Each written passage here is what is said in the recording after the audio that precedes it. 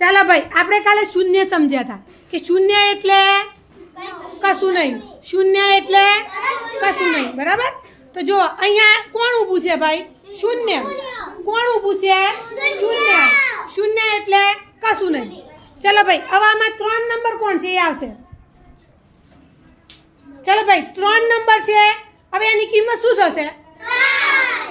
3 ની કિંમત શું થશે? કેમ કે ભાઈ સંખ્યાની આગળ છે શૂન્ય. સંખ્યાની આગળ શૂન્ય હોય તો તેની કિંમત તેની તે જ રહે. ચાલો ભાઈ, હવે 3 ખસીને આગળ આવી જાવ તો શૂન્યની આગળ. ચાલો ભાઈ, કેટલા થયા? કઈ સંખ્યા થઈ? 30. Very good. જાઓ. ચાલો ભાઈ, હવે 2 આવશે. 2 સંખ્યા. ચાલો, શું થઈ કિંમત? 2. પણ 2 આમ આગળ આવી જશે તો 0 ની 20.